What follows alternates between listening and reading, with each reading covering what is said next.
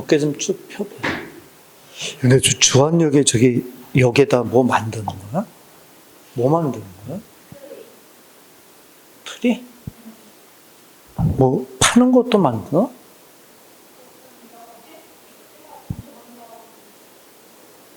그죠? 그 크리스마스 트리만 한 것 같지는 않을 텐데 뭐 이렇게 판매대도 있고 막 그런 것 같던데, 그죠? 좋은 일이지 뭐, 그죠? 아 근데 이게 때 되면은 그거는 그런 것 같아. 뭐냐면 사실 개인이 막 이렇게 뭔가 이렇게 기분 내는 건 한계가 있잖아, 얘들아, 그치? 근데 사실 이게 전체적으로 이렇게 분위기를 쫙 띄워주면 어때? 거기에 개인들이 좀 따라가는 건 편하잖아, 그치? 그래서 보면은 시나 아니면 뭐 그 도시에서 사실 1년 동안에 시민들이나 국민들 때문에 장사하고 뭐 사업하고, 그치? 나름대로 잘 살았던 사람들이 있잖아, 그치? 뭐 셈을 포함해서. 그래서 나는 그런 생각도 너네 한번 생각해봐. 뭐냐면 나중에 공직에 가잖아. 공직에 가면 뭔가 이렇게 계획을 할 때는 어때? 플랜을 짤 때는 예산이 돈이 없으면 안 되잖아. 사실 돈에서 모든 게 시작이 되잖아, 그치? 근데 시에 주는 예산은 한계가 있잖아, 그치? 그러면 예산을 조금 확보가 되면 그러면 어떤 걸 계획을 세워서 시민들을 위해서 이렇게 행사 같은 걸 해줄 수가 있잖아, 그치? 근데 이 예산 돈 어디서 확보하면 좋을까? 선생님 생각은 그래. 뭐냐면 주안역 같은 경우에 역을 중심으로 해서 이렇게 장사하거나 사업을 하는 사람들이 쭉 같이 이렇게 생활권을 만들고 있잖아, 그치? 그러면 사실 역이라는 걸 통해서 어떻게 돼? 선생님을 포함해서 다, 그치? 이익을 본 거잖아. 혜택을 본 거잖아, 그치? 그러면 이럴 때 십시일반해서, 응? 그러니까 뭐 예를 들어서 많은 돈 낼 필요 없어. 뭐 예를 들어서 큰 돈이 아니어도, 그치? 뭐 막말로 여기 주변에 있는 여기 상가나 아니면 다 이렇게 사업하는 사람들한테 한 군데 10만 원만 걷어도 10만 원만 걷어도 꽤 돈이 되지 않을까? 그러면 그런 돈 가지고 어떻게 돼? 여기 그 주안역에다가 정말 예쁜 트리를 만들어주고, 그치? 그 다음에 거기에 따른 어때? 시민들이 이렇게 보고 즐거워할 수 있는 것들이 있잖아. 그런 걸 설치를 해주면 어떨까? 그러면 굉장히 바람직하지 않나?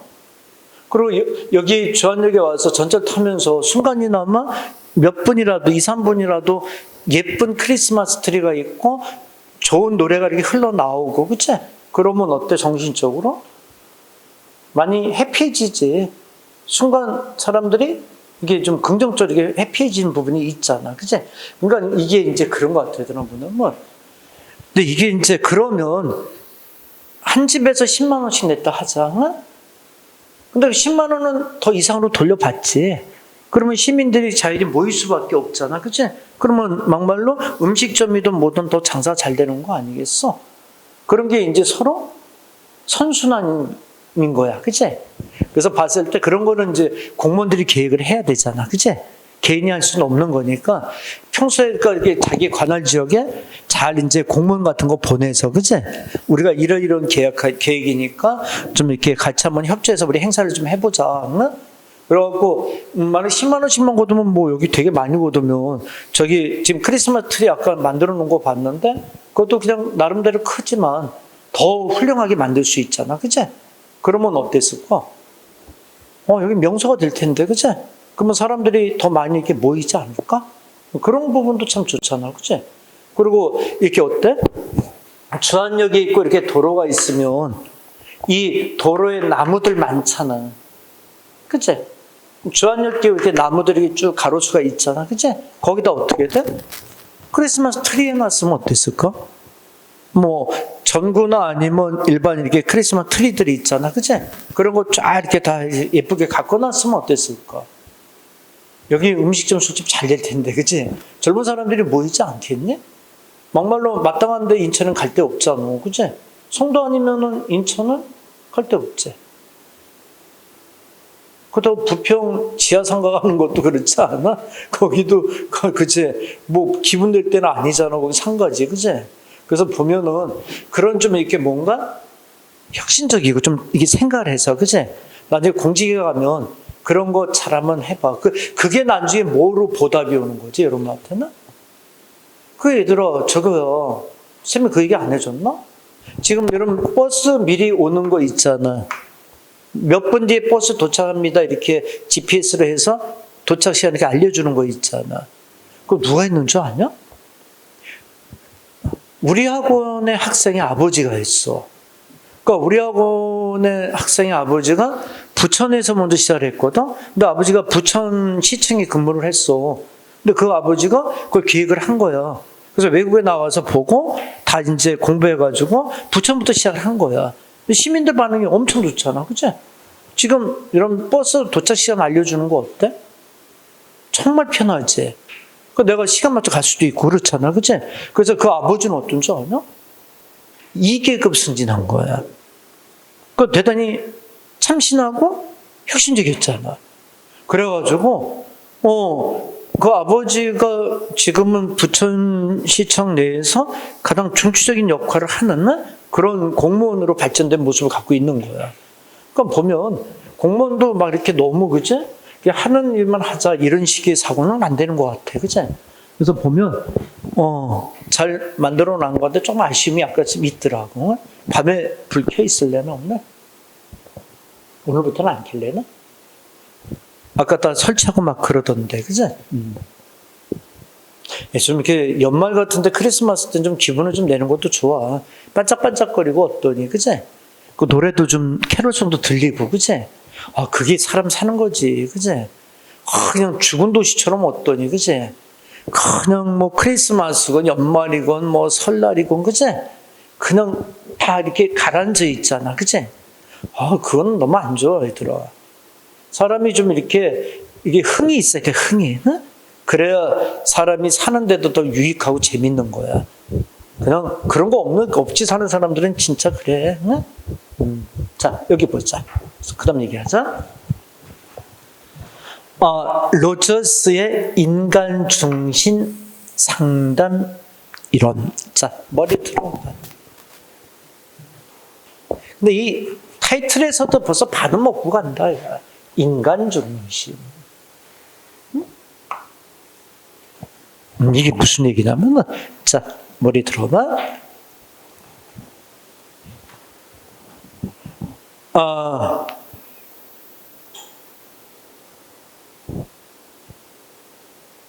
인간을, 이제 로저스는,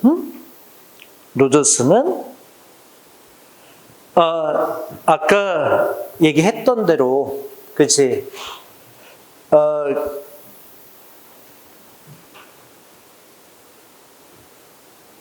보면은, 여기 봐봐. 그러니까 인간은,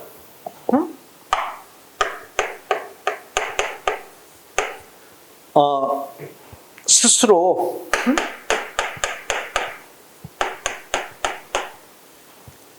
성장할 수 있는,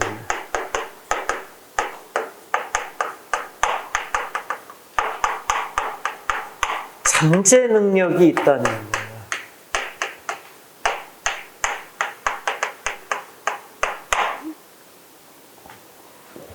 자, 여기 봐봐.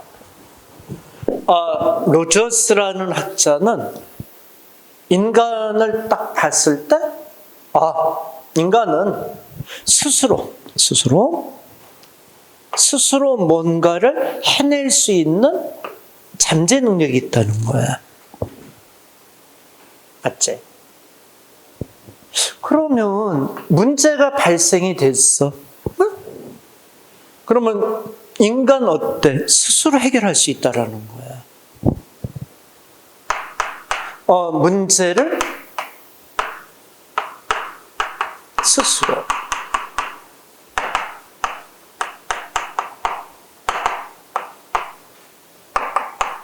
그러면 자, 머리 틀어. 그러면 요거를 우리가 다른 표현으로 바꾸자. 인간은 스스로 성장할 수 있는 잠재 능력이 있고, 그리고 문제가 발생이 되면 스스로 해결할 수 있는 능력이 있다라는 거야. 그러면 누구의 지시를 받아서 해결하는 게 아니란 얘기지. 이거는 상담자의 어떤 지시 같은 것도 필요 없는 거야. 그래서 비지시적이다라는 이런 식의 표현을 쓰는 거야. 요 비지시적이다라는 게 뭔지 알겠어? 스스로 해결할 수 있다라는 거지. 맞지? 그러니까 아까 얘기했던 봐봐라. 아들러나 뭐 예를 들어서 그제? 이들이 얘기하는 거는 어떤 원인의 문제를 짚고 상담자가 그걸 해결해 주는 역할이었잖아. 그건 다분히 지시적이잖아. 그치? 근데, 이 로저스는 그게 아니라 상담자 스스로 해낼 수 있는 그런 능력이 있고, 그리고 문제도 스스로 해결할 수 있다. 그래서 비지시적인 상담 이론이라고도 얘기를 하는 거야. 요거 일단 맞게 알아듣겠어? 자, 그 다음 또 얘기해보자. 그리고, 자, 여기 봐봐.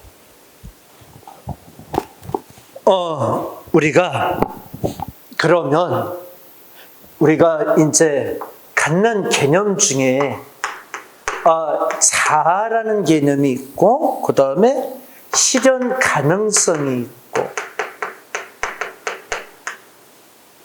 그 다음에 가치 조건화가 있어.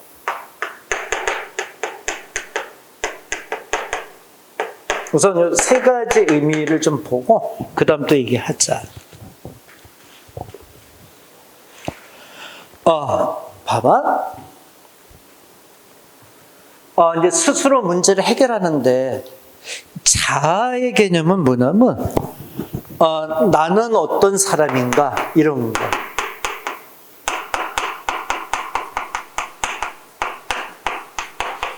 이런 질문. 이 질문을 통해서 자아에 대한 답은 얻을 수 있다라는 거지, 그치? 우리 평소에 많이 그랬잖아. 나는 누구지? 이런 표현 쓰잖아.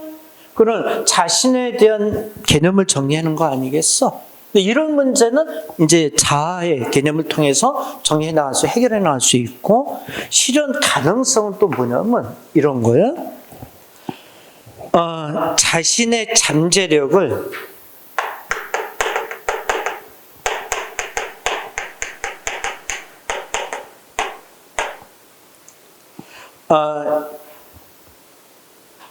실현하려는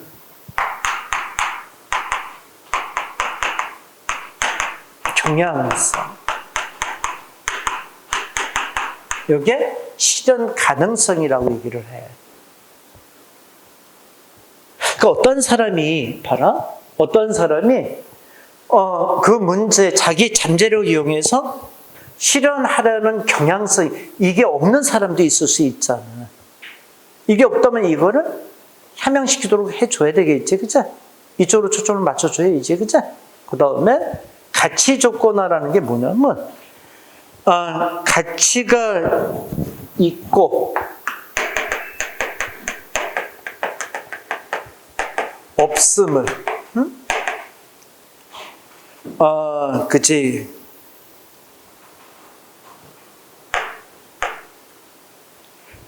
그치? 규정 짓는 외부적인 조건.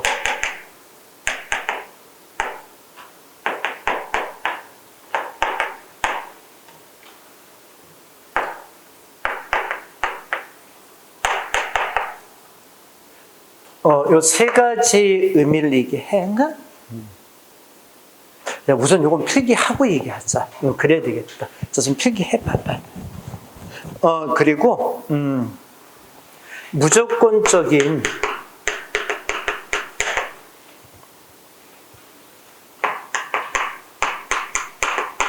긍정적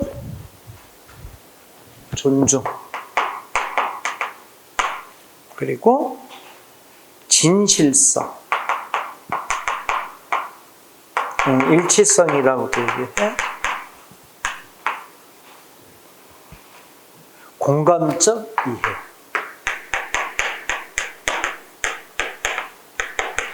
자, 일단 필기 좀 해봐. 필기하고 얘기하자, 이거는.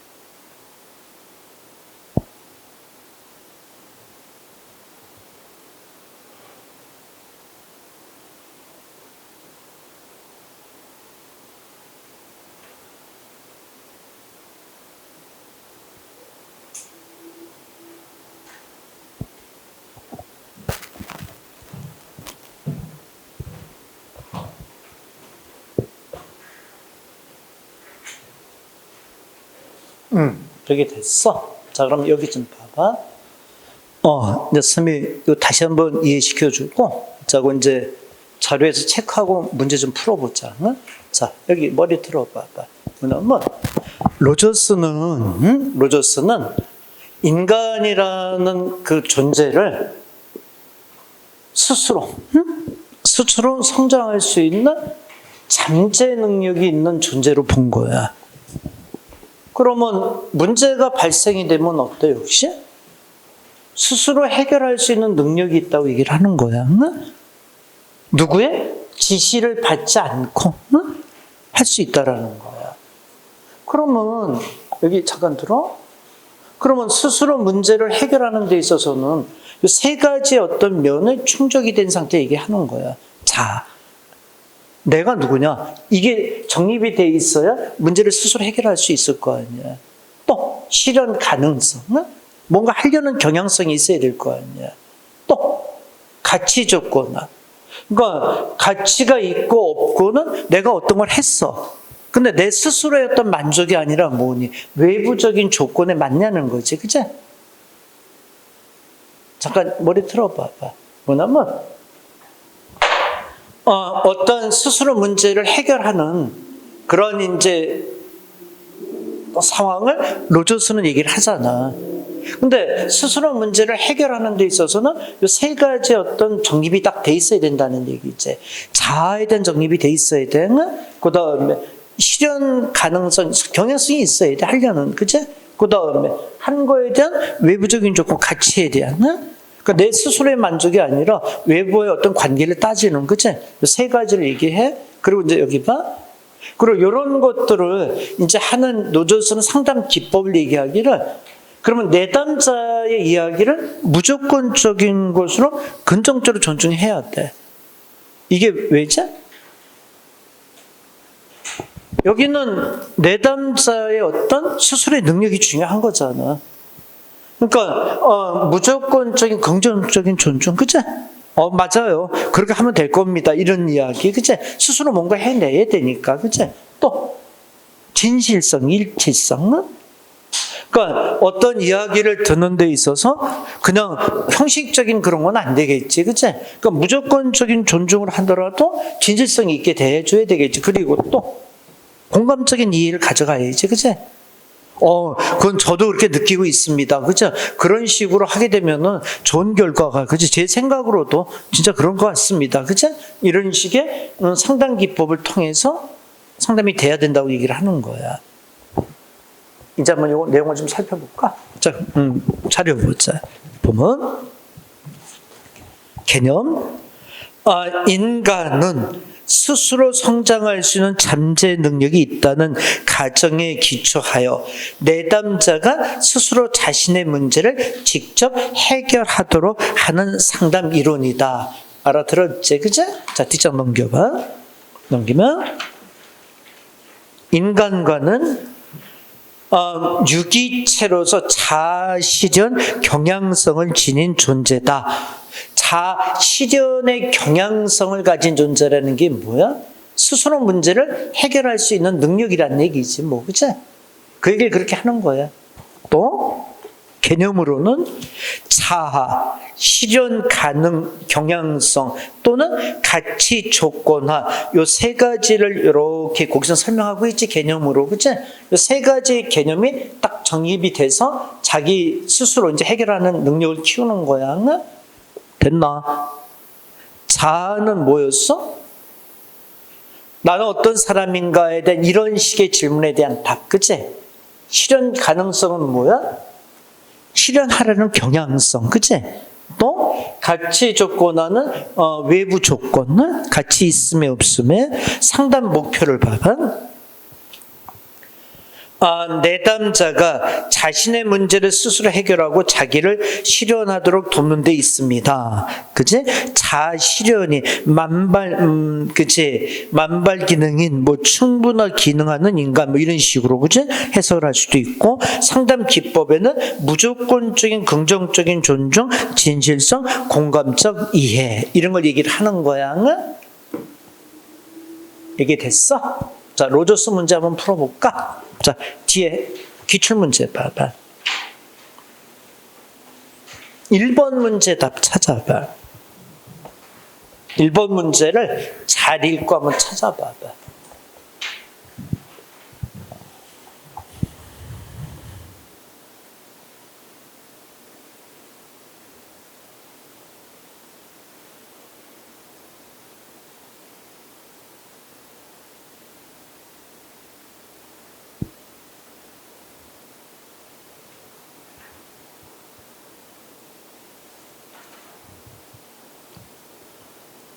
몇 번일 것 같아? 어느 게 무조건적 존중에 해당되는 설명일까? 선생님 물어볼까? 1번은 뭘 것 같으니? 상담자는 내담자가 표현한 감정과 경험을 분명하고 정확하게 이해한다. 이건 뭐, 여기 봐봐. 이 중에 뭘 것 같아? 공감적 이해지, 공감적 이해. 그치? 그게 공감적인 이해잖아. 그치? 2번. 상담자는 내담자를 있는 그대로 수용하며 한 인간으로 배려한다. 어때? 이게 답이지, 이게. 그치? 3번은 뭘 것 같아? 상담자는 자신의 부정적 감정을 솔직하게 표현하되 비파괴적으로 표현한다. 이게 뭘 것 같아? 일치성이지, 일치성. 이게, 그치? 진실성에도 해당이 되고, 응? 맞나? 그래서 이 문제는 그 세 가지를 지금 다 얘기해주고 있는 거야. 응? 근데 네 번째는 안 되는 게, 그치? 문제점을 명료히 지적한다. 아니, 무조건적인 수용은 아니지. 지적을 하는데, 그치? 그건 말이 안 되잖아. 지금 1번 문제가 로저스의 인간 중심 상담 이론을 얘기하는 거야, 그게. 근데 여기 봐봐. 그 문제가 이 상담 기법의 세 가지를 지금 다 물어보는 질문이었던 거야. 지금 문제니까 좀 숨기고 물어보고 있지, 그치? 이렇게 물어봤으면 쉬웠을 텐데, 그치? 아예 로저스의 인간 중심 상담 이론인데 무조건적인 존중이 뭐냐 이렇게 물어봤으면 쉬웠을 텐데 가려놓고 물어버린 거지, 그치? 자, 뒷장 또 넘겨봐봐. 자, 스미 지적하는 문제 풀어. 뒷장 넘겨서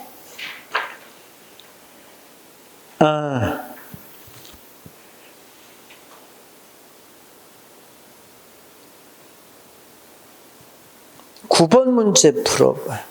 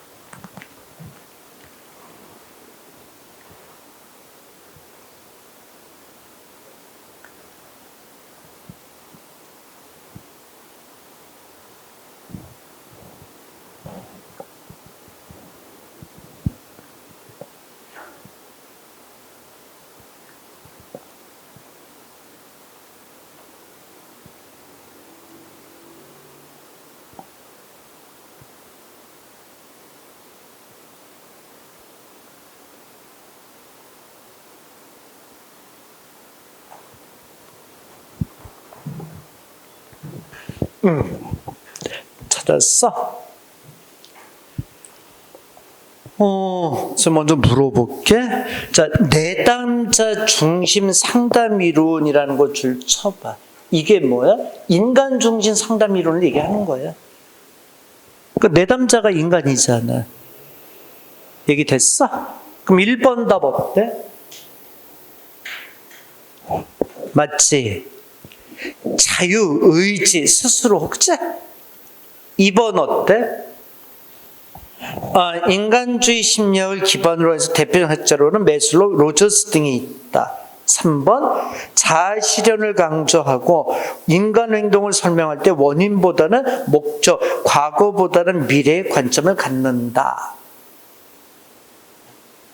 4번 개인의 심리적 특성과 성공적 직업 행동 요인에 중점을 두는 상담 이론으로 대표적인 학자는 윌리엄스다. 윌리엄슨이 아니지, 그치? 4번 답이 돼야지. 윌리엄슨은 특성 요인 상담 이론이지? 특성 요인. 윌리엄스 이렇게 줄 쳐봐. 자, 윌리엄스를 쌤이 불러줄 테니까 옆에다 써봐. 특성, 요인 이론. 됐어? 밑에다 써.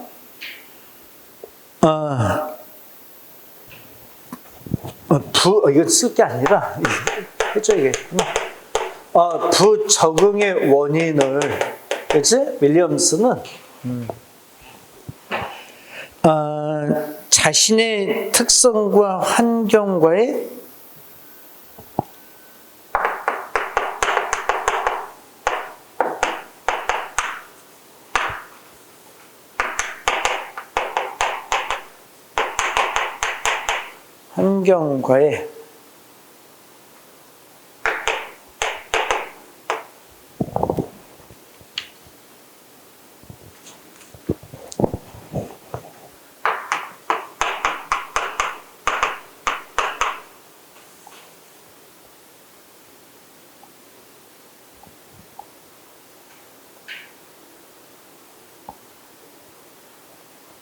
그리고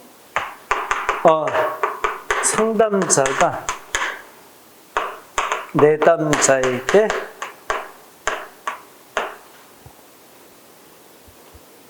정보를 제공하는. 그래서 이거는 지시적 상담이다라고도 얘기를 해요. 간단하게 써놔. 윌리엄스 옆에다가 특성 요인 이론 이렇게 써놔.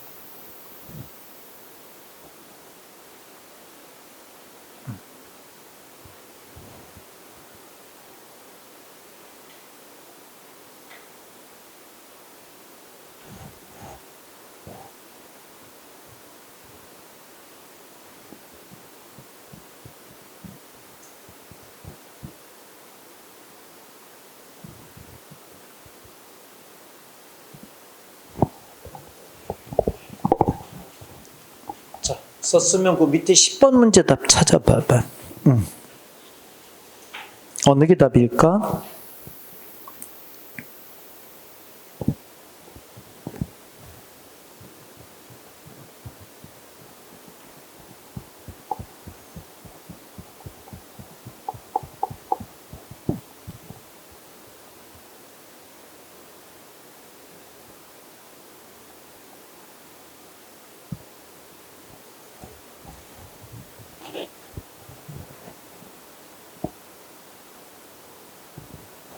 응. 10번 문제 답 찾았어?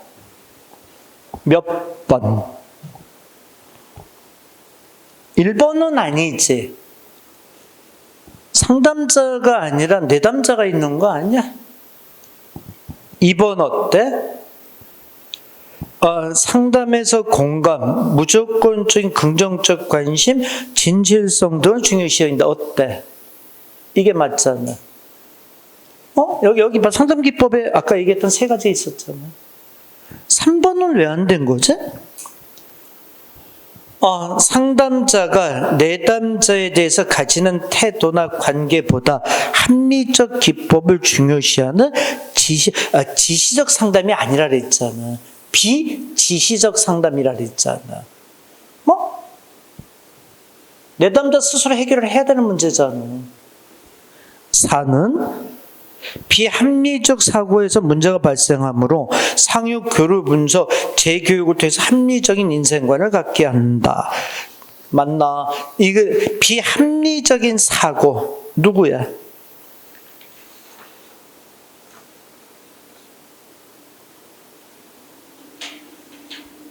앨리스 얘기잖아. 이 얘기는 알리비티론, 그치? 그랬잖아. 5번. 교육이나 직업과 관련된 문제는 비지시적 방법을 사용하고 정서적 문제는 아니야. 그 구분하면 안 되지, 그치? 다 비지시적으로 해야지, 그치? 오케이. 몇 번 답? 2번. 2번 답이 돼야지, 그치? 자, 11번 문제 또 풀어봐. 어느 게 답이야?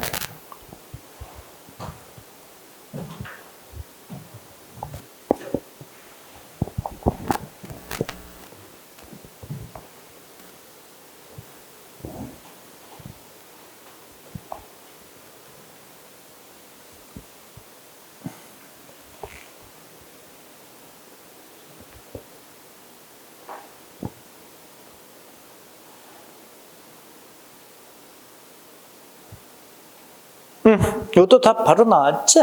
몇 번? 3번이지. 로저스 얘기 아니잖아. 비합리적인 놈은, 그지? 앨리스로 들어가면 되잖아. 그지?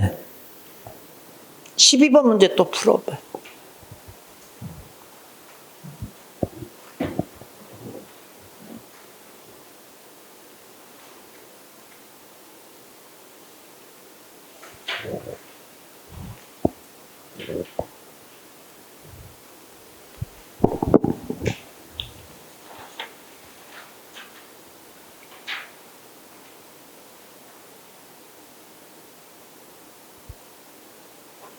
됐어? 몇 번?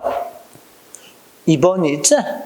역시 인간적인 상담 이론 얘기하는 거지, 그치? 자, 뒷장 또 넘겨봐. 자, 15번 문제 풀어보자. 15번. 15번 또 풀어보자.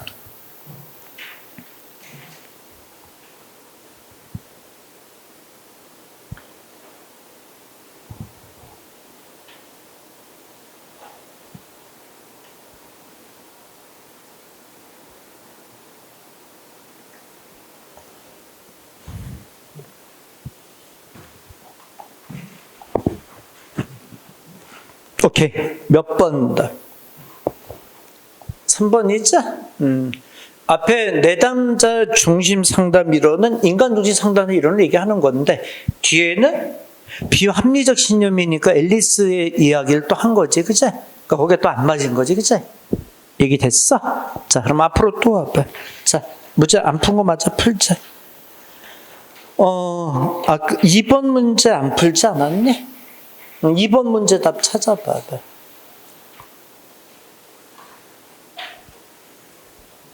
이거는 그제 그냥 읽고 푸는 문제들이니까 이런 거는 뭐.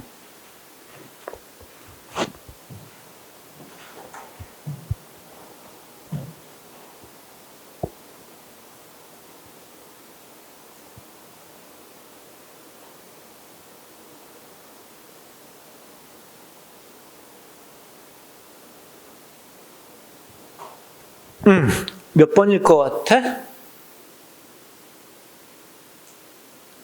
3번이 맞지? 3번이 맞겠지, 그치? 이런 건 그냥 푸는 문제들이지, 뭐, 그치? 뒷장 또 넘겨봐봐.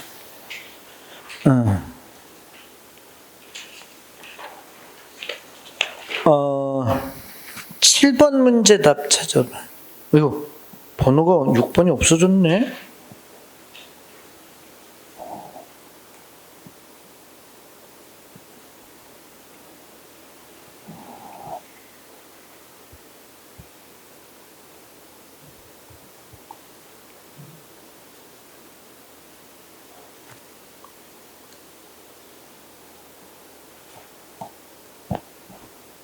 요거는 쌤이 좀 문제 옆에다 필기해 줄 테니까 필기 좀 할래? 이렇게 필기해 보자. 인지적인 접근에는 요거는 옆에다 좀 필기해 봐. 아까 얘기했던 알리비티 방법이 있어. 앨리스, 그지?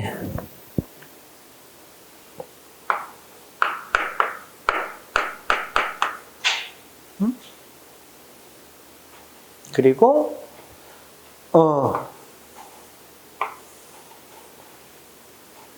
개인 구념 이론이 있어.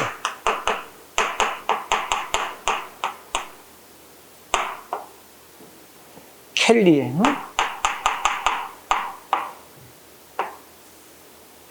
그 다음에 인지치료 빼고 이렇게 좀 필기해봐.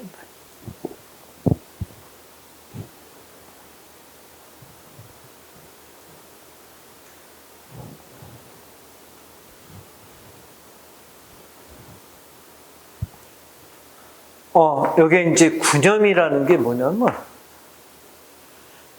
자신의 세계를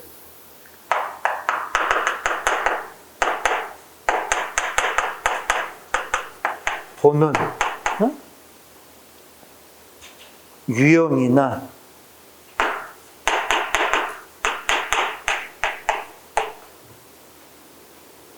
현실을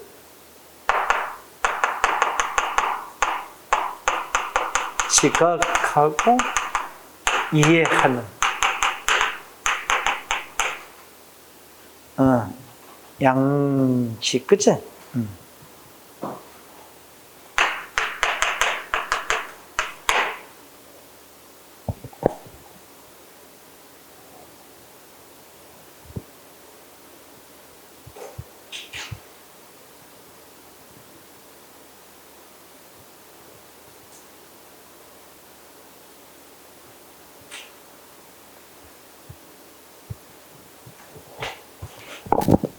그래서 개인 구념 이론이 그지 인지적 상담 이론에 속하는 이론이 돼. 근데 이거는 나는 사약이나 이런 데 가서 그지 다시 한번 설명할 거야. 자, 8번 문제 풀어봐. 어느 게 답이야?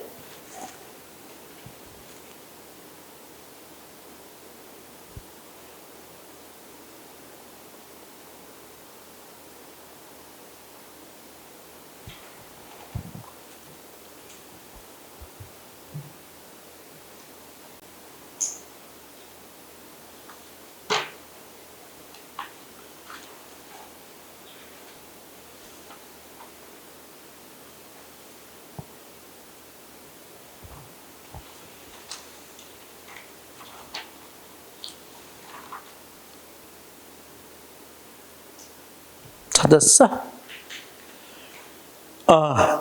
어느 게 답이지? 근데 주어진 말 중에서 내담자의 사고 과정을 수정 또는 변화시켜 정서적 장애와 행동적 장애를 극복하는 데 상담에 중점을 둔다. 정서적 장애는 주로 비적응적인 사고 과정, 거기 줄 치면 되는 거 아니야? 비적응적이라는 것은 비합리적인 신념 사고를 얘기하는 거 아니야? 맞나? 인지적 상담 이론에서 앨리스 얘기하는 거 아니야, 지금 이거? 맞지? 오케이. 몇 번? 1번. 인지적인 상담. 이게 답이 돼야지.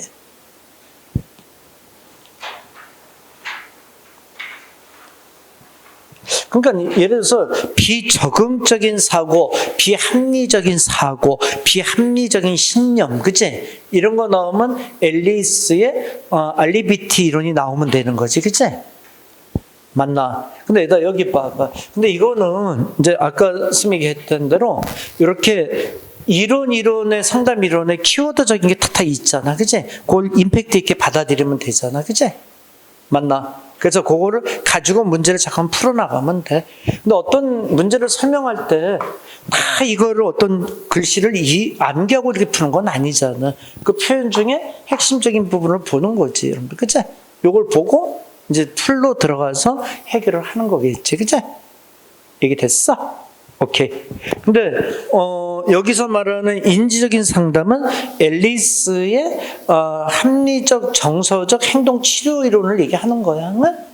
그 이론 자체가 인지적인 상담 이론이었잖아. 그치? 맞나? 그리고 인간 중심의 상담하면은 로저스 얘기, 아까 내담자 중심의 상담 이렇게 용어들이 살짝 바뀌는 것들, 그치? 그런 것들은 감안을 해서 얘기를 해야 돼. 얘기 됐어? 오케이. 그러면 교재로 와봐봐. 교재에서 391페이지를 피면 상담 이론에서 참 앨리스 합리적 정의적 이론, 지금 이거 한 거지, 그치? 뒷장 넘겨봐봐. 켈리의 개인 구념 이론이 나왔는데 이거는 큰 의미 두지 말고 백의 인지 상담 이론 뒤에 넘기면 아들러의 개인 심리학적 상담 이론 이 얘기도 했지, 섬하고 아들러도. 뒷장 넘겨봐. 교류 분석 이론은 됐고 뒤에 넘기면 정신 분석 이론 오른쪽에 인간 중심 상담 이론 로저스 인간 중심 상담 이론 이거 지금 한 거지, 그치? 의미 많이 두고 봐야 돼. 그리고 실존주의 게슈탈트 상담 이론 이런 건 다 됐어. 뒤쪽은 쭉 보면서 넘어가면 돼. 그래서 여기까지를 우리가 상담에 대한 이론을 정의할 거야. 중간에 낀 건 하지만 너무 많아. 너무 많아서 그 실제 매번 얘기지만 잠깐 여기 봐봐. 상담론에서 나오면 몇 문제지? 한 문제. 그러니까 이 파트에서 한 문제가 나온단 말이야. 두 문제까지도 나온 적은 거의 없었던 것 같아. 안 나오지 않으면 한 문제야. 그러니까 내가 할 수 있는 범위는 알고 해야 되겠지, 그치? 그러니까 지금 우리가 상담론에서 했던 2시간에 걸쳐서 했던 이야기들이 그 중심으로만 해. 그리고 좀 필요한 거는 거듭 얘기는 문제 풀 때 다시 한번 체크하면 되니까, 그치? 이게 됐나? 상담론은 여기까지 맞출 거야. 자, 그러면 이제 교재 뒷장 넘겨봐. 오늘은 저기 교육 연구 쪽의 얘기도 좀 더 하자. 응? 자, 그러면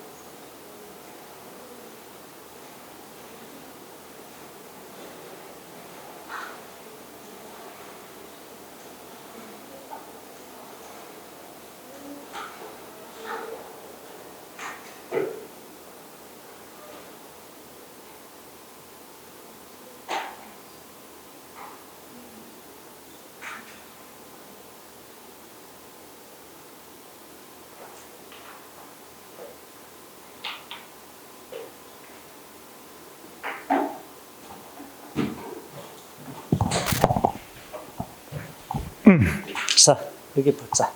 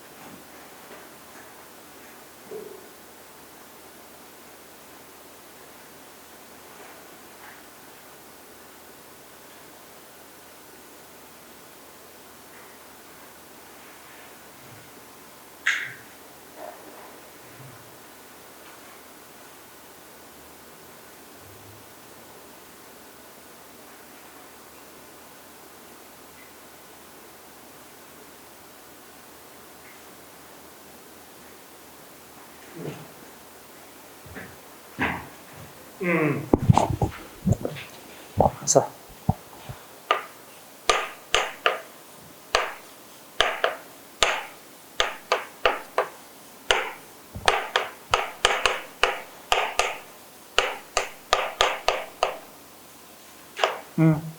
자, 머리 들어봐.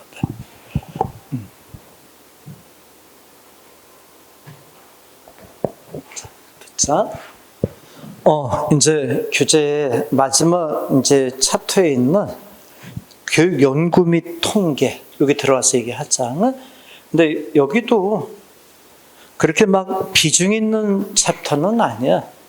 그러니까 여기도 선생님 봤을 때는 그렇게 어렵지 않. 뒤쪽이 통계 쪽이 좀 어렵겠지, 그치? 통계 자체가 워낙 어려운 파트니까, 그치? 근데 통계도 너무 이렇게 깊이 들어가지만 슬림하게 할 필요는 있을 것 같아. 자, 우선 연구 쪽 먼저 얘기하자. 자, 머리 들어봐.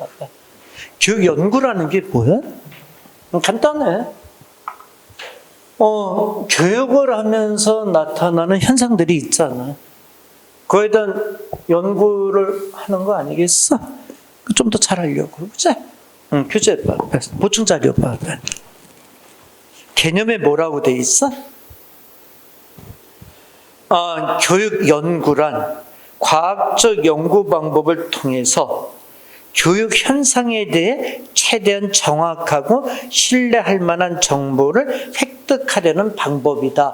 이 교육 연구라는 게 이제 그런 개념인 거야. 줄 한번 쳐줘.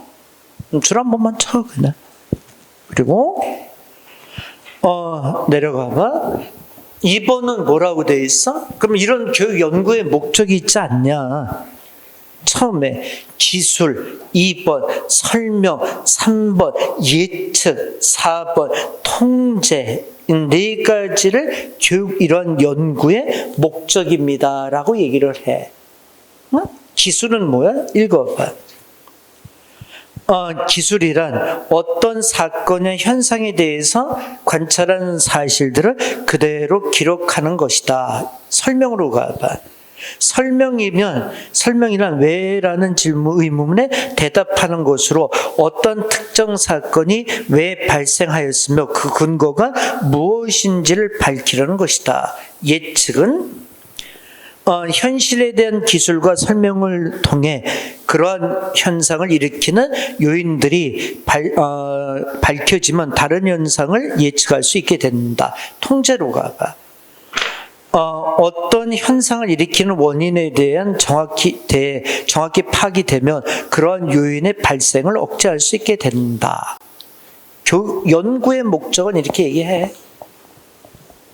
그리고 이런 교육 연구의 특징은 처음에 창조적인 활동. 교육 연구는 교육 현상으로부터 새로운 지식이나 자료를 수집하는 창조적 활동이다. 사실성. 연구는 사실을 사실대로 밝히려는 노력이므로 사실에 기초를 두고 있다. 뒷장 넘겨서. 객관성, 분석성, 가설의 검증, 정확한 기록과 보고 이렇게 돼 있지 않겠어? 이런 것들이 교육 연구의 특징이라고 얘기를 해. 그러면서 또 보면 교육 연구라는 과정은 문제 설정, 연구 문제 분석, 가설의 형성, 연구 설계, 뒷장 넘기면 도구 제작, 자료의 수집과 분석, 결과 평가 및 보고, 이 과정을 통해서 교육 연구가 됩니다. 이게 얘기하고 있잖아. 스님이 지금 이렇게 넘어가는지 알지? 이거 뭐 안 배우고 막 그럴 부분들이 아니잖아. 그치? 그냥 이런 문제가 만약에 나오면 읽으면서 그냥 해결해야 되는 거 아닌가? 밑에 1번 문제 답 찾아봐. 뭐 이렇게 나오면 이런 건 그렇지 않아? 그 뭐 과정을 막 암기해가지고 이걸 풀겠다. 그런 건 아닌 것 같은데?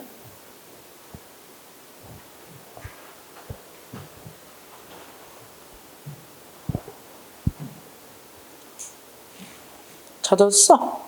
몇 번 답이야? 4번이 답이겠지, 그치? 아니, 평가는 무조건 제일 마지막으로 가야지, 뭐, 그치? 그리고, 그치? 문제 발견을 먼저 해야지, 그치? 자, 뒷장 또 넘겨봐. 그 뒤에 문제 또 하나 풀어봐. 뒷장을 넘겨서 또 한번 풀어봐.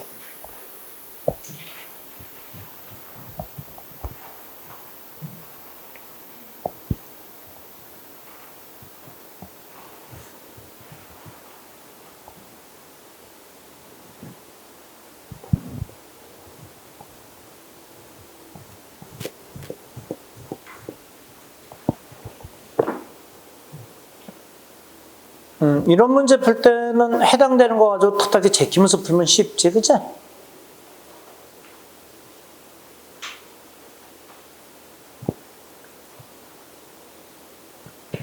그러니까 우선 기억은 들어가야 돼, 들어가지 말아야 돼? 들어가야지?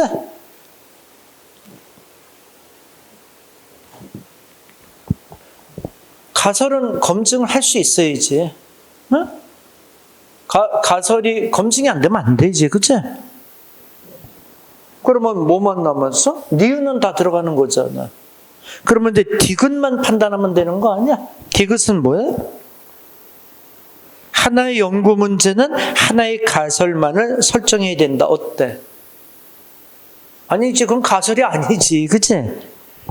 하나의 문제, 하나의 가설은 아닌 거지, 그치? 가설이라는 건 여러 개의 상황을 얘기하는 거잖아, 그치? 그러니까 이거는 틀린 거지, 그치? 그래서 하나가 아니라 2개 이상의 가설을 설정해야 된다. 이렇게 돼야 되잖아. 아니, 여기 뭐, 아니, 그런 거잖아. A라는 목적지가 있는데, 여길 가는데, 가설을 설정을 해봐. 우선 뭘 타고 갈 수 있을까? 배 타고 갈 수도 있겠지, 뭐, 그치? 또, 비행기 타고 갈 수도 있겠지? 또, 차 타고 갈 수도 있고, 지하철 타고 갈 수도 있겠지 않았어? 그러니까 가설을 설정한다는 것은 A라는 목적지를 도달하기 위한 여러 가지 방법들을 쭉 얘기하는 거겠지, 그치? 하나만 있었으면 어떠니? 하나는 이건 가설이 아니지, 이거는. 이건 정설인 거지, 그치? 그렇지 않아? 얘기됐어? 오케이. 몇 번이다? 3번 답이 맞지? 그 밑에 봐봐. 교육 연구법의 유형으로 돼 있지 않니? 처음에 어떻게 분리시켰어? 연구 목적에 따른 분류에 의하면 순수 연구, 응용 연구, 평가 연구, 조사 연구, 상관 연구, 인과 연구, 비교 연구, 정책 연구, 그치? 지금 안 읽어도 되지? 뒷장 넘겨봐. 또? 연구 방법에 따른 분류가 있잖아, 그치? 요건 줄 쳐봐. 연구 방법에 따른 분류는 어떻게 나눴어? 양적 연구와 질적 연구로 구분하지 않았어? 이거는 물어. 이거는 연구 방법으로서 이런 문제에서 조금 빈도수 있게 나오는 표현이야. 우선 양적 연구는 그대로지 뭐야? 일반적 법칙이나 원리를 찾아내기 위해서 수량화된 자료를 수집하는 과정, 그치? 수량화된 자료를 수립하는 과정, 거기 줄치고 측정의 정확성과 반복 가능성을 중시한다. 실험 연구, 유사 실험 연구, 질적 연구를 봐봐. 상황과 맥락 속에서 특정 사건이나 현상을 해석하고 이해하기 위해서 연구자의 전문적인 판단을 중시 여긴다. 참여 관찰법 등 문화 기술적 방법론을 활용한 현장 연구, 역사 연구 이런 것들이 질적 연구에 해당이 되는 거지, 그치?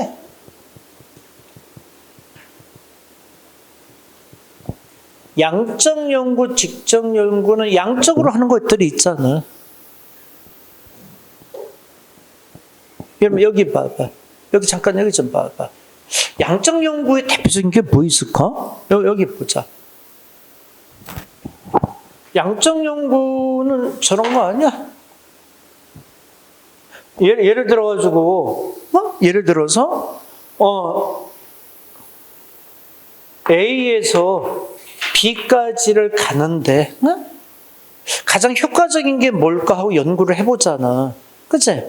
근데 여러 가지 길 중에서 1, 2, 3에서 1의 길이 효과적이라는 게 생각이 되는 거야. 그치? 그러면 이거에 대해서 계속 양적으로 여러 번 그치? 하는 거지. 그래가지고 이게 효율적이다라는 것에 결과를 얻어내는 거지. 그치? 맞나? 그래서 봐봐.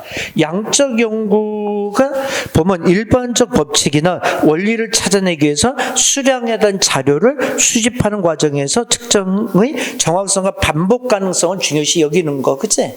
질적 연구는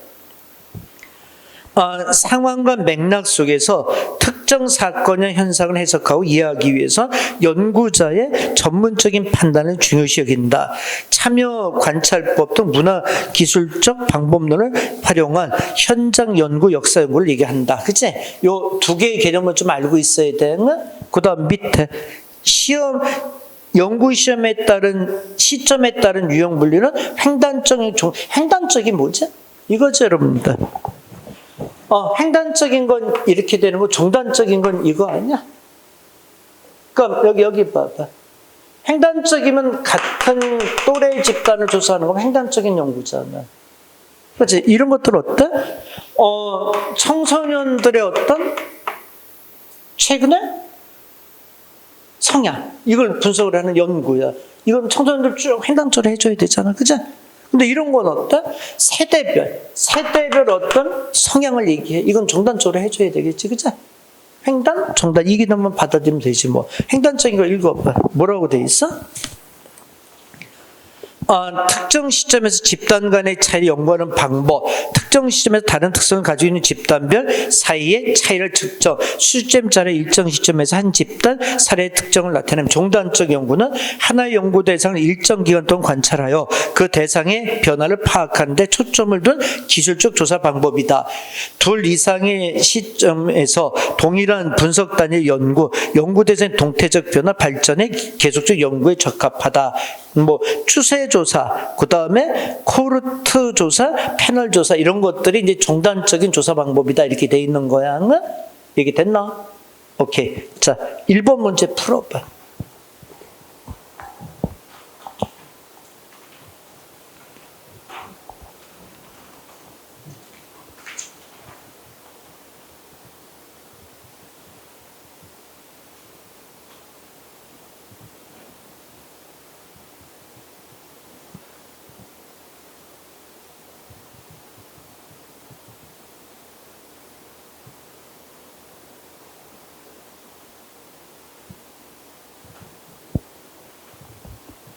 일 번 문제 답 찾았어?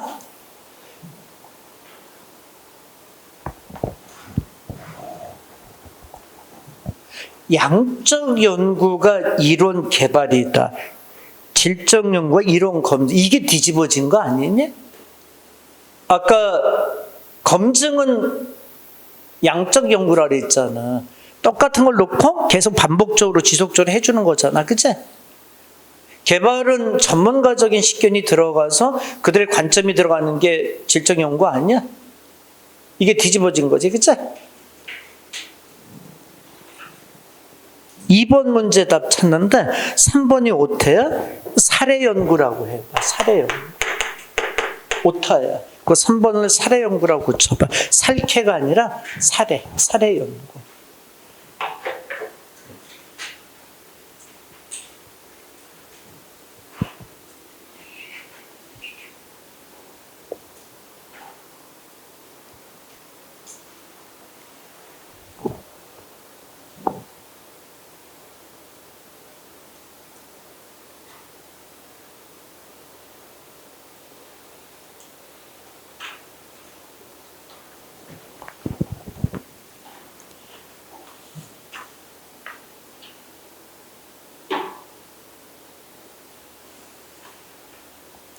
어느 게 답일 것 같아? 질적 연구에 해당되는 것은?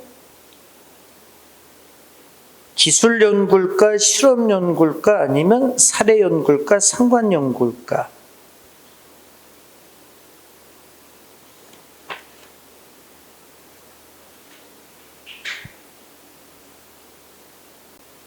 근데 여기서 기술 연구, 실험 연구, 상관 연구 이거는 방법에 대한 것이 아니라 뭐지? 앞으로 와봐봐. 목적에 따른 분류 아니야 이거? 그치? 아니 기술 연구든 실험 연구든 아니면 상관 연구든 이거는 목적에 따른 분류지? 방법에 따른 분류는 아니잖아. 사례 연구가 이게 방법에 따른 분류지 이게. 그 밑에 3번 문제 찾아봐. 3번 문제는 금방 답 나오겠다. 몇 번일까?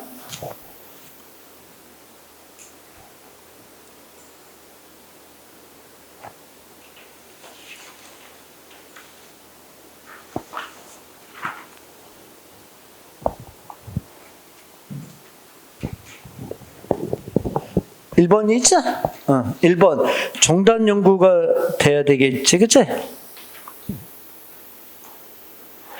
발달 과정이니까, 그치? 시점을 이렇게 놓고 여러 개 하는 거잖아, 그치? 자, 뒷장 또 넘겨봐. 이제 그 다음에는 뭐야? 교육 연구 대상의 표지, 표본 추출을 할 수 있는 방법이 또 있잖아, 그치? 맞나? 됐어? 박스 들여다봐봐.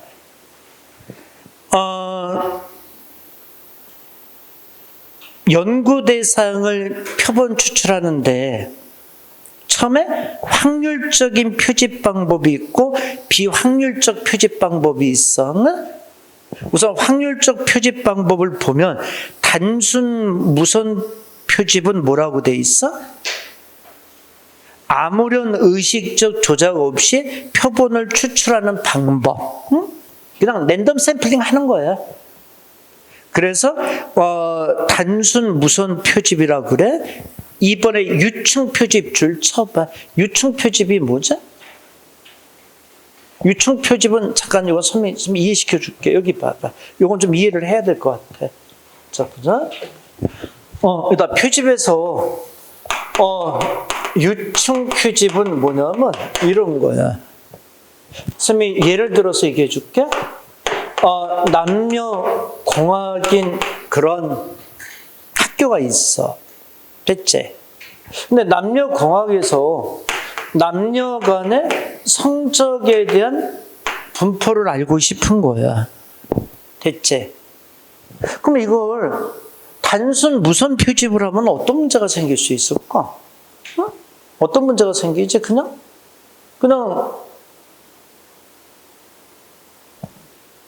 단순 무선 표집을 하면 남자, 여자 이게 성비가 안 맞을 수가 있잖아. 남자가 많이 뽑힐 수도 있고 여학생이 많이 뽑힐 수도 있잖아. 그러면 어때? 이 목적이 안 맞잖아. 그럼 어떻게 하는 게 좋지? 남녀 공학인 학교를 이거를 남학생, 여학생으로 하위 집단으로서 분류시켜 놓고 얘를 이렇게 분류시켜 놓고 그 여기서 몇 명, 여기서 몇 명 이렇게 선반을 표집을 하는 거지, 그치? 여기서 10명, 여기서 10명 이렇게 하면 어때? 그러면 남녀 성적에 있어서 샘플링 자체가 어때? 균형 있게 되는 거잖아. 그러니까 이게 모집단인 거지. 이거 맑게 알아듣겠어? 그러니까 모집단이고 이게 하이집단인 거지, 그치? 이해돼? 자, 유층 표집이라는 게 이런 거야. 자, 읽어봐. 뭐라고 돼 있어? 모집단을 구성하는 하이집단의 요소 중에서 일정 수를 처음부터 골고루 선택하여 표본 집단과 모집단 간의 동질성을 확보한다. 이게 이 말인 거야. 그거 맑게 알아듣겠어? 여기 봐봐. 모집단, 하이집단, 그죠? 맞지? 그래서 여기가 원래 이제 성비가 5대5면 이게 5대5가 유지가 돼야 되잖아, 여기도. 그치? 표집에도 5대5가 유지가 돼야 되는데 처음부터 그냥 무선 표집을 해버리면은 이게 5대5가 안 나올 수가 있잖아. 근데 하이집단으로 나눠놓고 여기서 뽑아버리면 5대5가 올라갈 수 있잖아. 동질성이 유지가 되잖아. 그치? 얘기 됐나? 자, 군집집단은 뭐야? 줄 쳐봐. 군집 표집은 이미 형성되어 있는 자연적 또는 행정적 집단을 표집 단위로 하여 추출하는 거야. 이미 형성되어 있는 집단을 그냥 근간에 두고 그 표집 집단으로 삼는 거지, 그치? 유층 표집하고는 뭐가 다른지 알겠지? 유층 표집은 만드는 거고, 하이 집단은, 그치? 얘네들은 기존에 있는 걸 그냥 그대로 하는 거고. 다단계나 뭐 체계적인 표집도 줄 쳐봐. 체계적 표집은 뭐냐면 모집단의 살에 번호를 붙이고 일정한 표집 간격에 따라 표집하는 방법. 체계적 표집은 번호를 붙여서 일정, 그지? 표집 간의 간격을 유지하면서 표집하는 방법을 얘기해. 그리고 비확률적 표집 방법은 뭐 있어? 의도적 표집, 할당 표집, 우연적 표집, 이런 것은 확률적인 면은 배려 안 하는 거고, 근데 위에 것들은 이제 확률적인 면들 배려해서 표집하는 방법들이 거고. 얘기 됐나? 자, 문제 풀어봐봐. 1번 문제 답 어느 거야?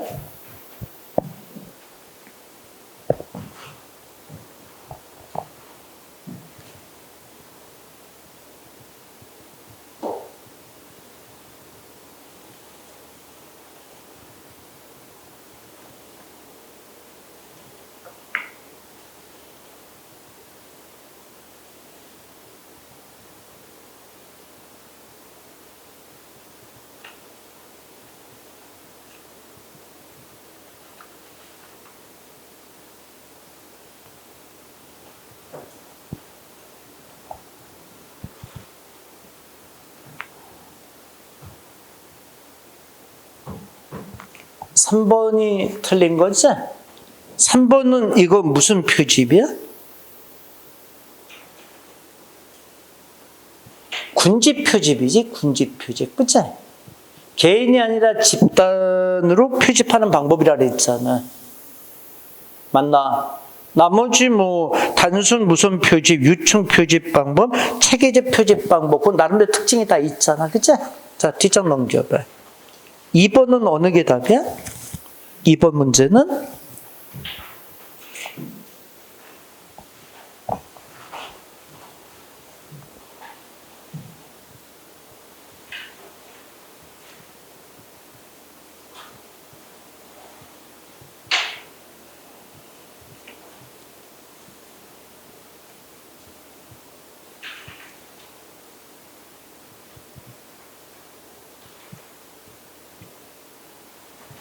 찾았어?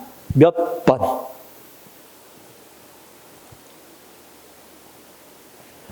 1200명을 대상으로 남녀별과 전공 비율에 따라서 표집하였다. 무슨 표집이야?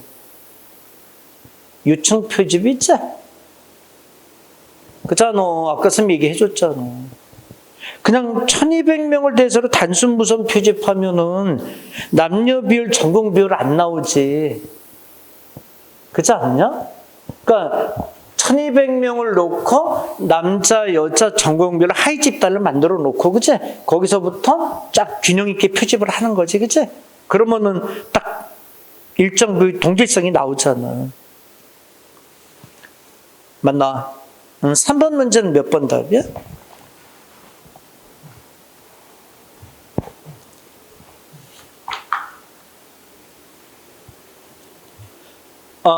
앞으로 다시 와봐봐. 자, 확률적 표집 방법 불러봐. 뭐야? 단순 무선 표집, 유층 표집, 군집 표집, 다단계 표집, 체계적 표집. 그치? 비확률적인 표집은 뭐야? 의도적 표집, 할당 표집, 우연적 표집. 그치? 그러니까 몇 번 답이 되겠다? 4번에 체계적인 표집. 이게 돼야 되겠지. 그치? 이게 확률적 표집으로 얘기가 돼야 되지. 이게 됐나? 자, 교재 펴봐. 422페이지 펴봐봐. 422페이지를 피면 처음에 교육연구의의와 특징 이렇게 나와 있지 않아? 뒷장 넘겨봐봐. 교육 주제 선정과 연구 문제, 선정과 연구 문제 뭐 이렇게 쭉 1, 2, 3, 4 나오고 뒤에 넘기면 428페이지 연구 대상에서 표집 방법의 기초, 표집 방법이 나오고 오른쪽에 표집의 종류가 이렇게 나오지 않아? 지금 여기를 우리가 넘어온 거야.